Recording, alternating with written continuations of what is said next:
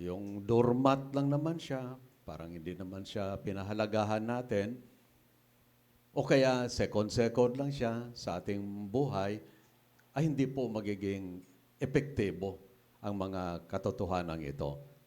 Kasi diyan po parang umiikot doon sa Matthew 6:33. Unahin talaga siya. Kasi siya naman po ang pinanggalingan ng lahat. Binabasa ko po ang Book of Revelation. Inuulit-ulit ko. Itong lately lang, inuulit-ulit ko. Kasi po, sa panahon ng Great Tribulation, parang yatang ang may hawak ay ang Diablo, Antichrist, at ang false prophet.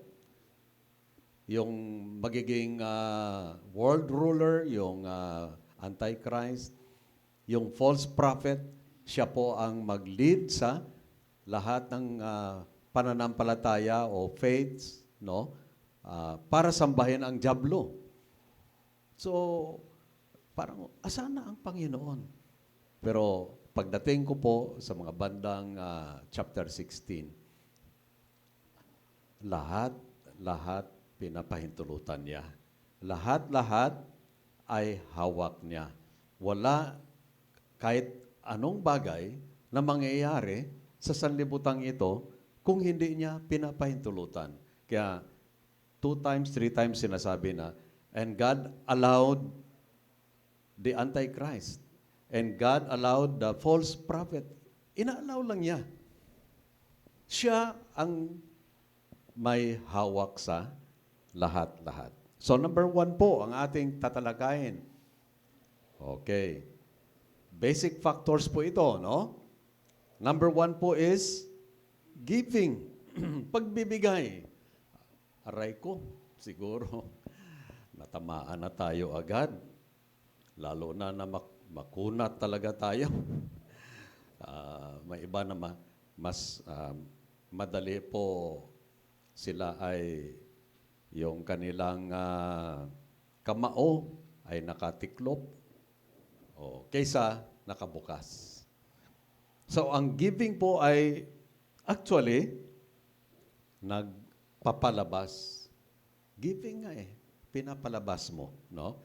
Number 1 na principle, kasi gusto ko po matapos natin within 30 minutes. Siyempre po, Malakay 3:10. Ewan ko lang kung mai-flash dyan. Okay, basahin natin po lahat. Begin. Dalhin ninyo ng buong buo ang inyong mga ikasampung bahagi sa tahanan ng Diyos upang matugunan ang pangailangan sa aking tahanan. Subukin ninyo ako sa bagay na ito kung hindi ko buksan ang mga bintana ng langit at ibuhos sa inyo ang masaganang pagpapala. Ito po yung Old Testament ng Matthew 6:33. Kasi po, ang pagbigay ng tithes, inuuna mo siya. Di ba? Hindi ka pa nakapagbigay hanggat naibigay o naibalik mo yung kanya. So, yun po as a matter of principle. No? Talaga pong ang tithe, kanya talaga yan. Wala nang debate dyan dapat, no? Para sa bawat isa sa atin o kaya sa mga mag-asawa. Yan talaga ay done deal. Tapos na yan. Ngayon, nagtitake lang po ng pagtiwala. Takes believing, no, in this promise. Mahirap po talaga gampanan yan. Pero yan po ang pagbigay ng ikapo, yan po ay ang nag-activate o nagtitrigger, no, ng pagbuhos ng blessings ng Panginoon. Ano sabi? I will open for you windows of heaven. Marami palang bintana sa langit. Kaya tingala nga tayo, tignan natin, kita ba natin yung bintana? Pero sabi ng Malakay 3:10, ay ang mga bintana bubuksan ng Panginoon. At ang sunod dyan, wala ng dakong kalalagyan, no? Matapos na yan ay kanyang binuhos sa atin. So, next natin po makita, giving to God, giving to the poor. Kamali lang. Giving to the poor. So, okay po, tingnan natin ang Proverbs chapter 19 and verse 17. Okay? Yan. Lahat po, begin. Parang pagpapautang kay Yahweh ang pagtulong sa mahirap. At pagdating ng panahon, si Yahweh ang magbabayad. Napakaganda po. Minsan akala natin, nung nag-abot tayo ng pera, kung malaki-laki man sa mga mahirap, yung mga nagpapalimos, akala natin nawalan tayo. No? Yung pala, nagpapahiram tayo sa Panginoon. At ang Panginoon naman ay, sabi ng Bible, hindi siya nagkakautang kahit kanino man. God is not a debtor to any person. Nasa Book of Romans yan. Hindi ho siya nagkakautang sa bawat isa. Kita niya yan, alam niya yan, lahat natin ginagawa. Kung paano natin hinahandle yung pera, yun. Minsan, sa sacrifice tayo para makatulong lang sa mga dukha. Okay, hindi yan ay lingid sa kaalaman ng Panginoon. Alam niya. Naalala niyo po, sa Acts chapter 10, si Cornelio. Si Cornelio hindi mananampalataya. Yan, tingnan niyo lang, no? Pero, batid ng Diyos, kitang-kita ng Diyos, alam ng Diyos, ang kanyang pagiging generous. Ang kanyang pagiging mapagbigay. So, dahil likas siyang mapagbigay, generous, yun po ang nagtulak upang ipadala po si Pedro, no? At okay, yung kanyang magandang kaugalian ay ngayon ay na-couple na, nadagdagan na po ng kaligtasan at pagkaroon ng kapangyarihan magiging anak ng Diyos. So, yung kanyang giving ay hindi na para kung kanino, pero para na sa Diyos. Because when you are giving to the poor, you are lending to God. At ang Diyos ay hindi po makakalimot yan. Hindi niya maari. Kalimutan yung utang natin. Ayan, maya matalakay natin yung tungkol po sa utang. Okay? Alalahanin natin. Now, letter C. Ayan. Giving to Christians. So, Romans 12:13. So, tignan niyo po dyan sa Romans 12:13. Sahin natin po. Begin. Tumulong kayo sa pangangailangan ng mga kapatid at patuloyin ninyo ang mga taga-ibang lugar. May isang part ng New Testament na sinasabi sa Hebrews pala, no? Some have even entertained angels unawares. Sila pala po ay nagpatuloy ng mga anghel. Ay, nako. Minsan, tayo ay takot na lalo na, wala akong mapuntahan, wala akong higaan, wala akong matulugan. Agad-agad na ay tayo ay nauunahan ng takot. Pero, yung pala po, kaparaanan din ng Panginoon para masukat, tayo mga Christians ang involved dito. Na kung baga, ating ngayon na nabigyan ng pagkakataon, ang mga anghel, no? Na atin pong naipapatuloy sa ating tahanan. So, tumulong sa mga kapatid. Now, ito po na area na ito, malawak-lawak din po. Sa 2 Corinthians chapter 8 at saka chapter 9, doon po natin matunghayan yung tungkol po sa pagtulong sa mga kapatid. Ang topic dyan ay tungkol po sa mga Christians or churches in Jerusalem at mga Christians at churches na nasa Macedonia. So, pansin nyo po na talagang walang patid ang kanila pong pagtulong sa mga kapatid. Dapat ang tulong sa mga kapatid ay walang patid. Yun. Minsan kasi sabi natin, tulong tayo dyan. Na-spoil lang natin yan. Pero a brother or a sister in need, a person who is in need is a brother indeed. Siya talaga, kapatid talaga natin yan. Kung talagang tunay na siya ay may pangailangan. Okay po. So, yun po ang una na factor to financial freedom at yun po ay sa area ng giving. Actually, sa Old Testament, more or less, mayroon po silang mga 5 na types of giving. So, akin lang pong i-explain na yung ating ginagawa, ating binibigay dito ay nasa surface lang po. Pagpunta natin sa Old Testament, 5 na mga types of giving. Narinig nyo na po yung giving your first fruits? Nakarinig kayo ng ganon? Ha? Giving of first fruits. Sino ho nakarinig niyan? Yan. First fruits. Ano ba yan? First fruits.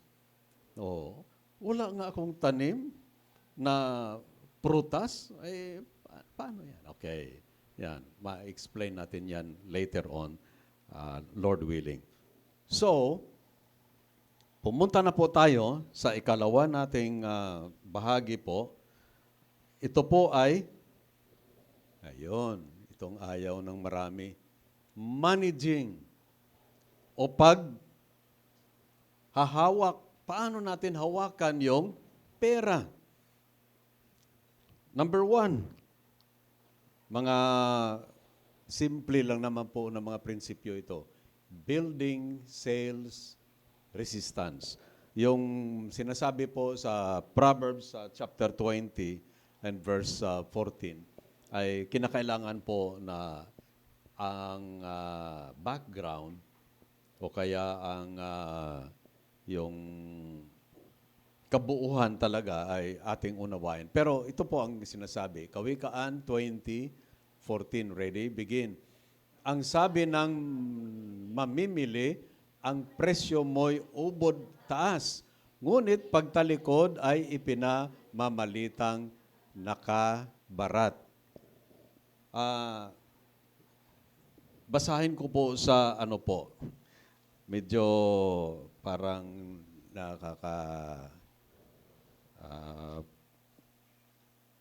contradict konti. Pero ito naman po sa Proverbs 31:16 sa English po ito, no? Ano po 'yan? Hindi pa yan before ng ano, no? Yung Proverbs 31:13 pala po. 31:13 yung kanina na nakabarat siya. Okay. Saan yun? 20:14. Okay. Basahin ko po sa English muna, no? Wika rito, it is good for nothing, Christ the buyer. Yung bumili, sabi niya, ay walang kabuluhan yan. But when he has gone his way, then he boasts. Bakit ito ay tumutukoy po sa yung tinatawag building sales resistance. Kung i-analyze natin po yung talatang yon, ang kanyang kinuha ay wala talagang, kung baga, wala masyadong silbi sa kanya. Walang gamit masyado sa kanya. Pero kinuha niya pa rin. Sabi niya, tingnan nyo, barat ako. Nakabarat. Nakamura ako. Oh. Nakakuha siya ng ganon dahil hindi talaga bagay na talagang kailangan niya. Pero kinuha pa rin niya at ikot-ikot at nagsasabi, nakamura ako. Yun po pala ang building sales resistance. When we buy something that we do not need, hindi mo naman kailanganin yan. Bakit bumibili pa? No? So, i-resist po yon. B, looking for the best buys. Now, medyo compounded kunti ito. So, tingnan natin po dito sa Proverbs 31:16. Ready po? Mataman niyang tinitingnan ang bukid bago siya magbayad. Ang kanyang naiimpok ay ipinagpapatanim ng ubas. Mapansin niyo po, 3 bagay dyan. No? Una sa lahat, siya po ay bumili ng something na lasts. Ano ang kanyang binili? Bukid o yung farm. No?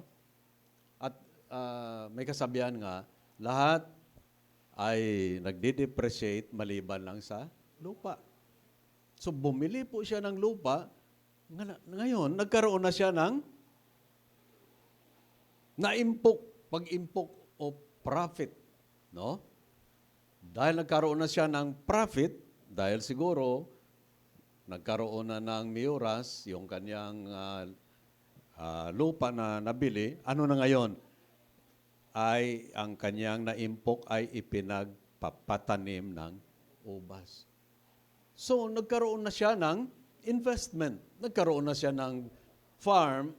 Nagkaroon pa siya ng patanim, prutas at iba pa. No?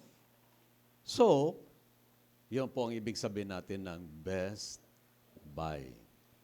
Yung best buy, hindi lang yan sa sales stock. Yung best buy ay wisdom na galing sa Panginoon. Minsan talaga binibigay naman ng Panginoon ang wisdom sa atin. Pero ito po ang sometimes ang nangingibabaw at titignan natin po sa 1 John chapter 2 para lang reinforce ito po ang prinsipyo na atin pong tinatalakay. 1 John, no? Unang 1, kabanatang 2. Okay? Magmula po ng talatang 15. Do not love the world or the things in the world.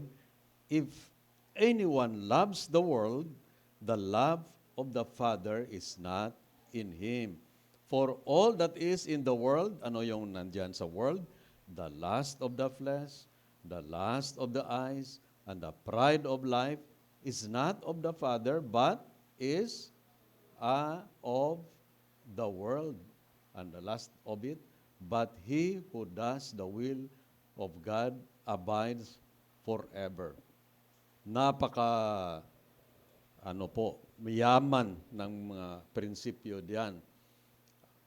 Maari ang isang tao ay bibili siya o magpalabas ng pera niya para lang sa, una sa lahat, lust of the flesh. Gusto niya lang isatisfy yung kanyang laman.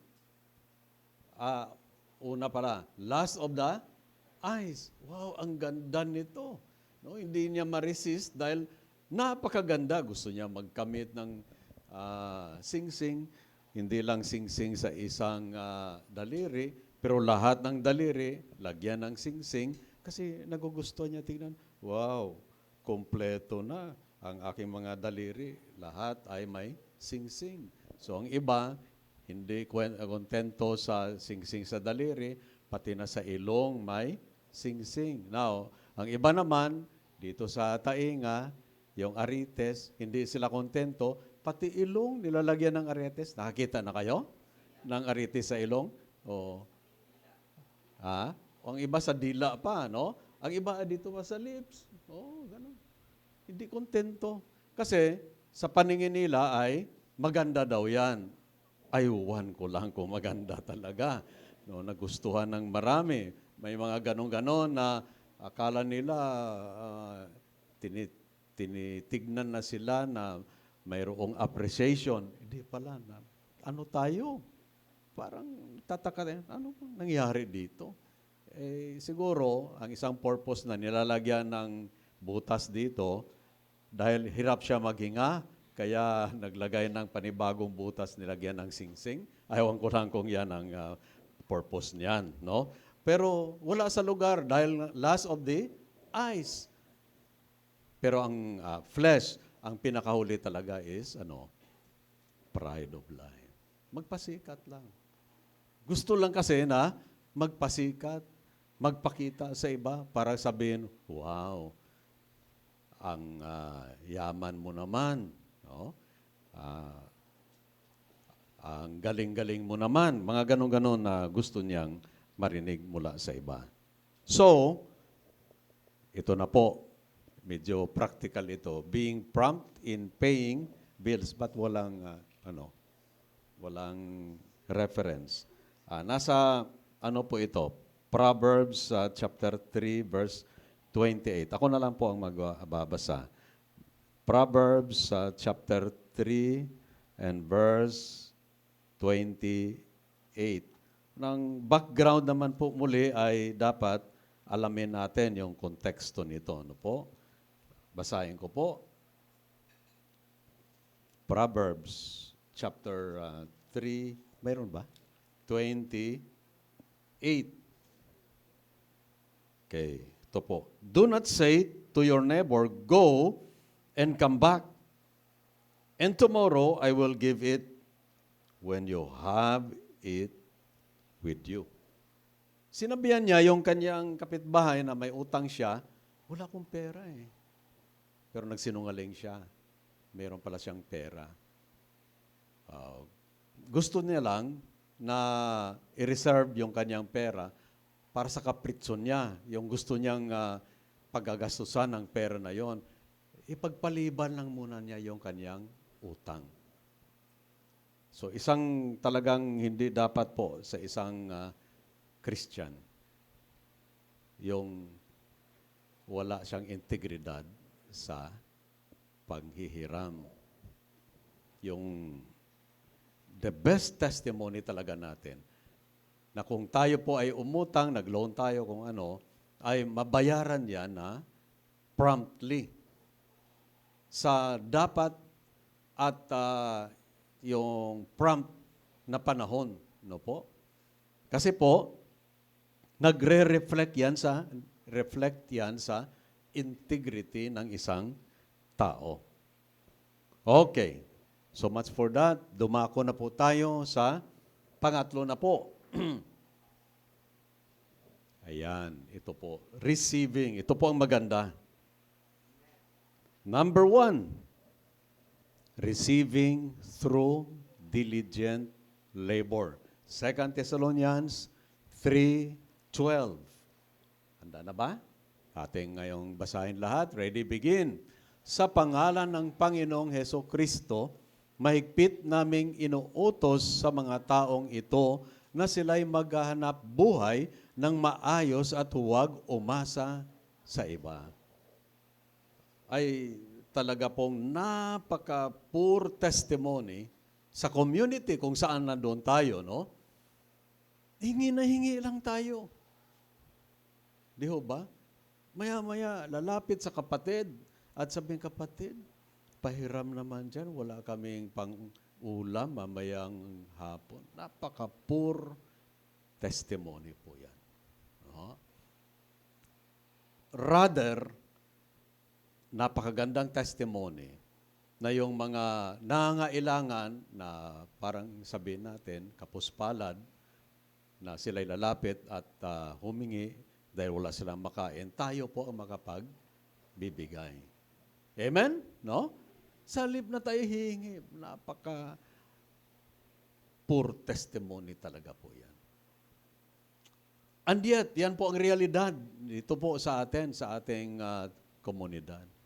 Oho. Nanghihiram. Kasi wala na eh. Maaring poor management yun. Hindi niya na-budget na at pag-usapan natin yan sa unang linggo natin, no? Na kaya nga yun po ang nagtulak din kina Sister Leia na yung kanilang desisyon tungkol sa pagbili ng motor, no? Okay, mayroon kang magandang motor. Magkano yon? 100? 160. Magkano lang pera ninyo?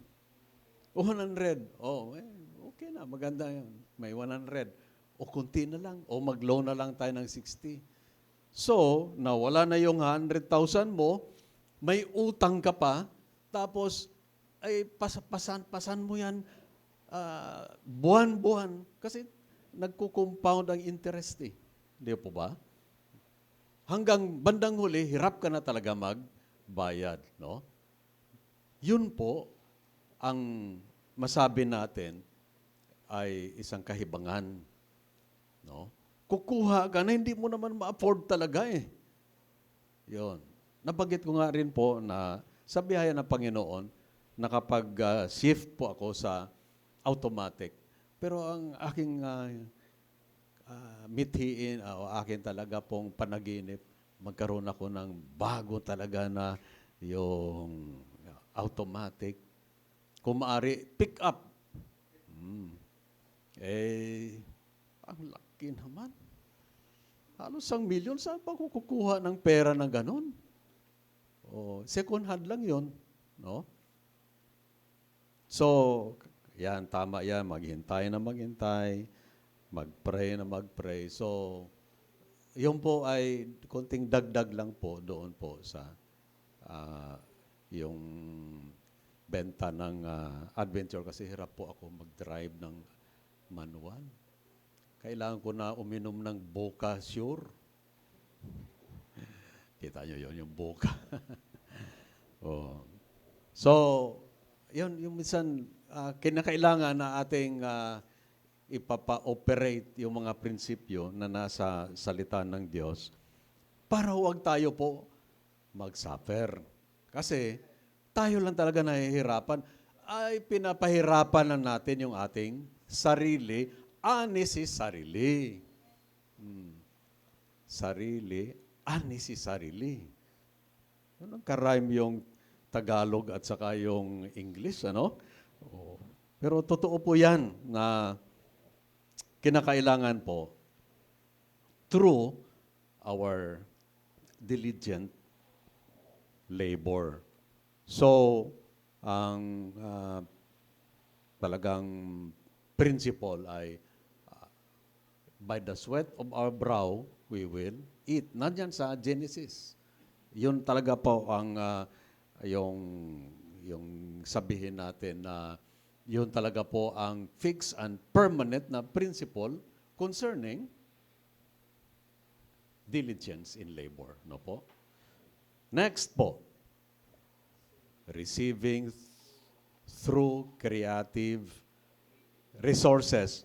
Okay, Proverbs 31:13. Ayan, basahin natin lahat.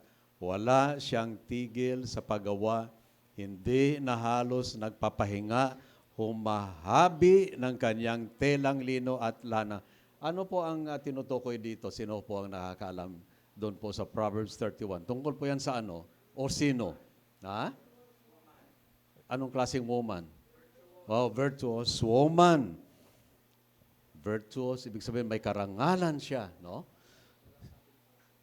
Siya, walang kapintasan. Siya ay wala lang kapintasan sa kaniyang relationship sa Panginoon kung hindi sa kaniyang paghahanap buhay, sa kaniyang araw-araw na pamumuhay. Wala siyang tigil sa paggawa, hindi na halos nagpapahinga. Babae ito virtuous woman. Humahabi ng kanyang tilang lino at lana. So ang point dito po ay ito, diligence. No? Minsan talagang kailangang kumayod ang gabi, gawin nating araw, ang araw, gawin nating gabi. Para lang talaga ay kumita. Yan naman ang talagang principle ng Panginoon. Never na makahanap kayo sa Bible na prinsipyo na Juan Tamad principle. Alam niyo yung kwento tungkol kay Juan Tamad? May nakita siyang bayabas. So kumanta siya, "Guabas are ripe, the amaya pala. Said one day." So humiga siya, tumapat siya doon sa hinog na nabayabas at binuka yung kanyang bunganga, ay naghintay na yan ay mahulog. Okay, kwento-kwento lang naman yan. Pero exaggerated man yan, pero talagang totoo yan. No? Hindi lang po basta nahuhulog sa langit, pinagsisikapan. Amen po? Okay, malinaw na yan. Creative resources. Gumawa ng mga kaparaanan. Minsan talaga po ay mag-aral yung mga konting business. Pero dapat po ang mga ganun po, mga seminars na nakukuha natin, alongside sa mga principles in God's Word. No? Huwag natin hayaan na mga prinsipyo ng makamundo na prinsipyo. No? Kailangan talaga, alinsunod talaga sa salita ng Diyos. So, katulad ng balik tayo sa tithing. Para lumaki na lumaki pa ang ipon, bakit naman magbigay at bawasan ng 10%? Di ba? Impractical, no? Parang sa isang makasalibutan na tao, sabi niya, bakit ako magbawas pa? Kumakayod na nga ako. Aking pera naman yon. Hindi na po niya naiintindihan yon. Okay. C, nandito na tayo sa huli po na bahagi. Receiving, ito po ang napakaganda pala. Ito po talaga ang yung the crux of the matter o kaya talaga pong pinakaugat talaga kung ano talaga po ang pagtanggap ng pagpapala ng Panginoon. Philippians 4:6, ano pong binabanggit? Philippians 4:6. Huwag kayong mabalisa tungkol sa anumang bagay, sa halip, hingin ninyo sa Diyos ang lahat ng inyong kailangan sa pamamagitan ng panalangin may pasasalamat. Ilan lang po ang nagpupunta sa prayer meeting. Yon. Hindi ko na po kayo hilingin na tumas ng kamay. Pero ang nagpupunta po sa prayer meeting, yun lang po na may prayer life. Kasi, bakit naman siya aksaya ng panahon, pupunta siya sa prayer meeting, na wala nga siyang mahanap na panahon para sa kanyang sarili? May tama ba ako? Tama po ba? Bakit magpunta sa prayer meeting, palipas ng oras, ang unang bahagi ng ating prayer meeting ay regular prayer meeting. Ikalawa ay extended prayer meeting. Ang pumapasok lang po sa second na portion, mga intercessors, tawag natin, prayer warriors. Sakripisyo talaga po yon. Dahil magpe-pray ka na hindi na para sa iyong sarili. Magpe-pray ka na para sa iba. So pinagpe-pray kayo dito. Pinagpe-pray. Hanggat malaala mga pangalan, pinagpe-pray natin po. No? Kasi naniniwala tayo, ang prayer, God answers. You know, sa atin naman na parte o bahagi naman natin, so, ano ang hilingin ninyo, ha? Lahat ninyo kailanganin, ano lang daw? Hingin sa Kanya. Ngayon, pag natanggap na, okay, huwag kalimutan magpasalamat. Naalala niyo yung the parable of the 10 lepers? Ilan po ang bumalik para magpasalamat? Sa 10 sa kanila, ilan na po ang bumalik at nagpasalamat? Isa lang. Pag bumalik yung siyam ulit sa Panginoon, ano ang expect niyo na sasabihin ng Panginoon? Hingi na hingi lang kayo, hindi kayo marunong magpasalamat? Wag na nga. Yan. Parang ano lang yan, ha? Yung dinadrama lang natin. So, prayer. Sa next po, Ephesians 3:20. Anong sinasabi? Sa Kanya na makahagawa ng higit pa kaysa maaari nating hilingin at isipin sa pamagitan ng Kanyang kapangyarihang kumikilos sa atin. Sa English kasi, He is able to do exceeding abundantly. Hindi lang masyadong na-portray diyan, no? Higit sa ating hinihingi, exceeding abundantly above that we ask or think. Humingi ka lang ng 100 pesos, maaring i-times 10 ng Panginoon yung 100.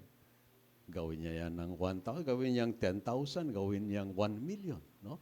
Pwede humingi ad infinitum. Ibig sabihin, walang limit. No? Ang Diyos ay wala naman siyang limitasyon. Kaya niya, alinsunod sa Ephesians 3:20, kaya niya ibigay sa atin higit sa ating hinihingi. Basta manalangin lang. No? Ayaw ko lang po kung ilan sa atin ay nakakaranas, kaya maganda talaga sa prayer, ano yung kahilingan mo. Dapat specific din, ano yung hinihingi mo sa Panginoon. Sa left side, yung iyong request, right side, answer. So baybayan mo yan. From time to time, ay reviewin mo, alin ba dito sa aking mga hiningi, okay, mayroon ng sagot. Makita nyo po, God answers prayer. Siyempre naman, another area, malawak din yan. Pagdating po sa prayer, ay marami naman po na mga lituntunin dyan. Okay, anong klaseng prayer yan? Selfish prayer ba yan? O for yourself lang yan? Okay, yan ang mga konsiderasyon dyan. Pero once ang prayer ay nagiging pleasing at nag-qualify sa mga conditions ng Diyos, sigurado po yan. Sasagutin niya. Because our God, as we have experienced, no po, is a prayer answering God. Harinawa po, ito ay talagang tumimo sa atin talaga, no? Ang pinakadakila at pinakamakapangyarihan natin po na maaring makamit, ating ma-exercise, prayer po. Pero, neglected. O kaya, minimize ng mga kapatiran, no? Parang, pray ka pa. Eh di, pumunta ka lang sa kapatid mo, o kaya pumunta ka lang sa mga kamag-anak, humingi na lang doon. Prayer ka pa. Yan ang problema sa maraming mga mananampalataya. Ngayon po, bago po ako ay magwakas, magbigay po ko ng isang conclusion. Alam nyo, ang pera is not that all that matters. Sa 1923, nagkaroon daw po ng isang meeting sa Edgewater Beach Hotel sa Chicago, attended by 8 of the world's most successful financiers. Ito po sila. Ang isa, presidente ng largest independent steel company. Ang isa, presidente of the largest utility company. Ang pangatlo, the president of the largest gas company. Pang-apat, president of the New York Stock Exchange. Pang-lima, member of the president's cabinet. Ang pang-anim, the greatest bear, quote-unquote, in Wall Street. Pag sabi na bear robust siya, ibig sabihin talagang magaling, may mapapalakad o mapapalawak nila ang kanilang mga investments. Head of the world's greatest monopoly, and then ang last ay President of the Bank for International Settlements. After 25 years, kasi hindi nila naaralan yung tungkol po sa mga prinsipyong ito na ating pinag-aaralan, kaya praise God, available sa atin. Yung wala dito ngayon, inyo na lang silang kwentuhan. Tingnan natin after 25 years, the president of the largest gas company, Howard Hopson, is now insane. Buang na siya. Ayun. The president of the New York Stock Exchange, si Richard Whitney, was recently released from Sing Sing Penitentiary. Kakalabas lang sa penitentiary. Yung member of the President's Cabinet, ang pangalan niya si Albert Fall, was pardoned from prison. Oh, nabilanggo pala. So he could die at home. Mamatay na lang siya doon sa bahay nila. The greatest bear na explain ko kanina sa Wall Street, si Jess Livermore, died a suicide.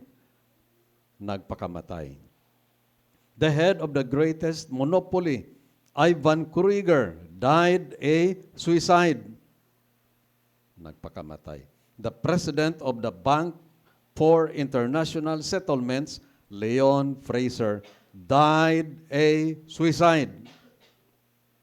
All of these men learned well how to make money, but did not learn how to use money for God's glory. Di na alam. Yung bang kasabihan, money is all I need, money that matters, everything in our life, money matters. O kaya, yun lang talaga ang kailangan at yun lang talaga ang pinaka-kailangan o kaya ang ating buhay ay nag-iikot lang doon sa pera. Hindi po. Yung illustration yon ay nagpapatunay na yung pera is not everything that matters, no, sa buhay natin. Kaya sa ngayong umaga po, atin talaga po na muling pagbulay-bulayan ito, consider talaga natin kung paano natin i-handle ang pera. Ano bang ating paghawak, treatment natin sa pera. Kasi hindi po yan siya ang nagbibigay ng lahat. Not that everything that matters, no, sa buhay natin. Ang tatlo nagpakamatay. Ang iba na pariwara ang kanang buhay na nauwi bandang 25 years na undi sa wala. Pero napakayaman nila. Pero ang pera ay hindi nila ginamit sang-ayon sa kalooban ng Panginoon. So tayo po ay magsitayo. Panginoon, ipahintulot niyo po ngayong umaga kung mayroon sa amin na kailangan niya, Panginoon, na isuko ang kanyang buhay una sa lahat sa iyo. upang malaman niya paano pag-handle ng pera. Tulungan niyo po siya, Panginoon. Habang tayo nakayuko, diyan sa ating kinatatayuan, kung ang pera ang iyong Panginoon, ang pera ang magpatakbo sa iyong buhay. Ang pera will be all that matters. Pero kung isuko mo ang iyong buhay sa Panginoon, ang pera ay iyong magiging instrument. Magagamit mo siya at hindi siya magiging Diyos o Panginoon sa iyong buhay. At kung mayroon sa ating kalagitnaan, hindi pa po niya tiyak na siya ay isang tunay na anak ng Diyos, ngayong umaga, nananawagan ng Panginoon na ang lahat na sa Kanya nagsitanggap, sa kanila ay pinagkaloob ang karapatan na maging anak ng Diyos. Buksan na po ang puso, tanggapin ang Panginoong Hesus na tagapagligtas at Panginoon. Yan na po ang iyong bahagi at dapat gagawin upang magkaroon ng kapangyarihan na magiging anak ng Diyos. Kaya nga po, Lord, salamat po sa mga impormasyon na ito mula sa inyong walang hanggang salita at walang kapantay ang yung wisdom na dinudulot nito sa amin, Panginoon. In Jesus' name, Amen. Tili tayo po nakatayo.